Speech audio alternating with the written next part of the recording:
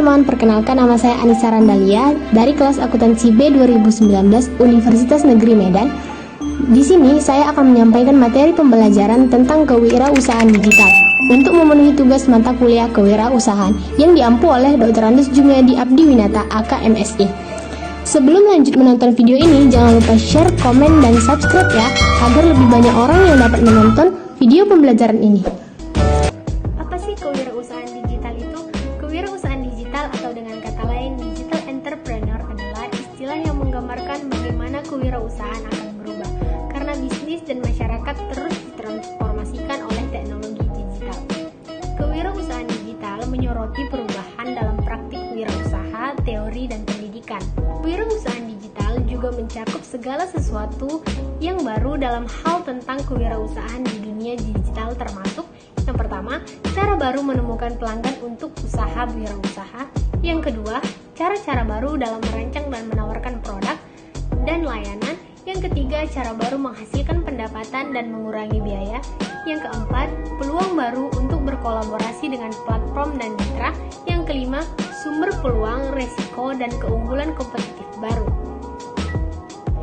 Pada tingkat praktis, kewirausahaan digital membuka kemungkinan baru bagi siapapun yang berpikir untuk menjadi wirausaha. Beberapa peluang lebih bersifat teknis, tetapi banyak lain yang berada dalam jangkauan bagi siapa saja mempelajari keterampilan dasar kewirausahaan digital. Keterampilan dasar ini termasuk menemukan pelanggan secara online, membuat prototip, ide bisnis baru, dan meningkatkan ide bisnis berdasarkan data. Materi selanjutnya, prinsip-prinsip dasar kewirausahaan masih berlaku dan dapat diaplikasikan di dunia kewirausahaan digital ini seperti yang pertama, menumbuhkan modal pola pikir kewirausahaan. Yang kedua, mengidentifikasi peluang yang baik. Yang ketiga, mengenal pelanggan Anda. Yang keempat, memenuhi ketentuan legal. Yang kelima, berupaya untuk meningkatkan modal. Dalam kewirausahaan digital, perubahan mendasar terletak pada upaya untuk aktif dalam aktivis bisnis dan terkoneksi dengan masyarakat yang telah melek digital. Membangun kewirausahaan digital. Kewirausahaan digital adalah upaya pemanfaatan teknologi informasi dan bisnis yang semakin banyak digeluti oleh masyarakat. Jadi, tidak heran bila kemudian semakin hari startup yang berbasis digital online shop kian menjamur dan memberikan beragam pilihan inovatif kepada masyarakat. Bahkan beberapa perusahaan rintisan Indonesia berbasis digital telah banyak mewarnai dinamika baru di kehidupan masyarakat di era ekonomi digital. Sebut saja seperti Tokopedia, Bukalapak, Gojek, dan masih banyak lagi dan yang lainnya. Terdapat 5 tipe dasar bisnis digital menurut Allen, yakni yang pertama, content-based business, berupaya untuk memberikan nilai kepada pelanggan dengan menyediakan konten yang spesifik dalam format digital. Konten ini dapat meliputi resep, artikel, video, webinar, panduan, dan masih banyak lagi. Tantangan utama dalam tipe bisnis ini adalah bagaimana mencari topik yang tepat dan perlunya upaya untuk melakukan pemutakhiran konten secara konsisten. Yang kedua, community based. Bisnis menawarkan nilai dengan cara menyediakan forum diskusi dan konten spesifik yang sebagian besar merupakan kontribusi dari penggunanya. Yang ketiga, online store. Seperti yang banyak kita jumpai saat ini, merupakan platform penjualan produk barang atau jasa. Anda dapat memulai bisnis dengan bekerjasama dengan pengusaha yang lain yang memiliki produk bagus, namun belum memahami bagaimana cara menciptakan toko daring. Yang keempat, matchmaking. Bisnis berupaya untuk mempertemukan sekelompok orang yang sebelumnya tidak terhubung. Tentu saja, bisnis ini bukan hanya terbatas pada platform perjodohan, namun juga dapat berubah platform untuk mempertemukan siswa dengan guru les, pengasuh anak, dan konsumen orang tua yang memerlukan pengasuh, atau bahkan antara ahli potong rambut atau ahli makeup dengan konsumen yang memerlukan jasa tersebut. Umumnya, bisnis ini memperoleh pendapatan dari biaya berlangganan atau biaya transaksi ketika berhasil mempertemukan kedua belah pihak yang saling memerlukan. Yang kelima, promotion.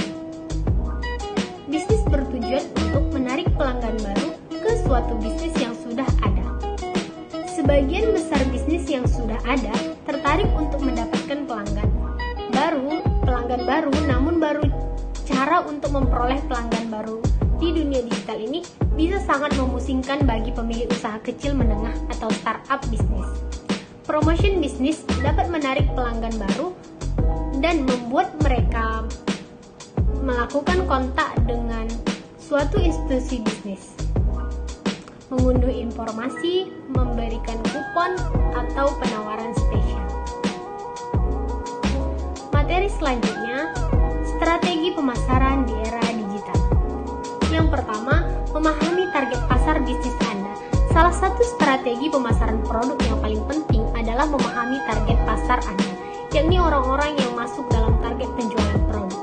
Anda bisa menentukannya dengan melihat dari demografi, geografi, umur, dan lainnya.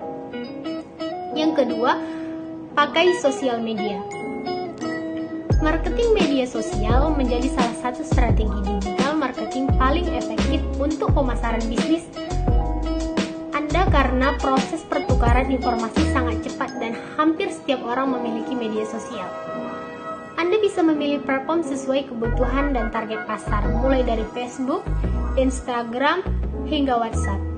Anda cukup mengemas promosi bisnis Anda dengan apik melalui bentuk foto, video, dan deskripsi caption yang menarik. Yang ketiga, paid ADS atau iklan berbayar. Jika media sosial bisa menjadi cara pemasaran gratis, maka ia juga bisa menjadi berbayar, yakni menggunakan fitur paid ADS atau iklan berbayar. Paid ADS bisa Anda gunakan di Google ADS, Twitter ADS, dan Facebook atau Instagram ADS. Yang keempat, video marketing. Masyarakat juga cukup banyak menyukai konten video karena lebih interaktif dengan gambar bergerak serta musik yang mendukung. Anda bisa membuat video pendek durasi 1 hingga 2 menit dan mengunggahnya di media sosial. Buatlah sekreatif mungkin.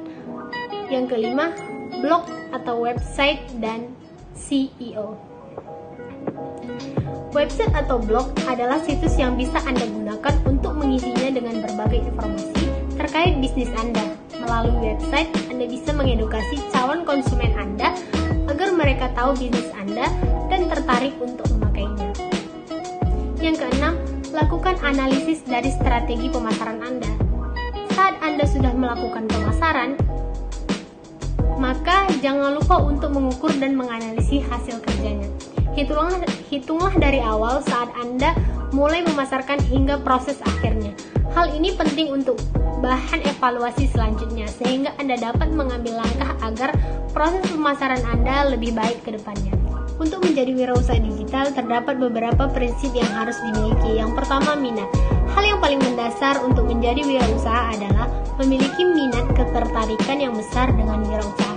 Ketika rasa tertarik itu sudah muncul, maka dalam menjalankan wirausaha terdapat berbagai motivasi agar terus melangkah maju menuju tujuan yang ingin dicapai.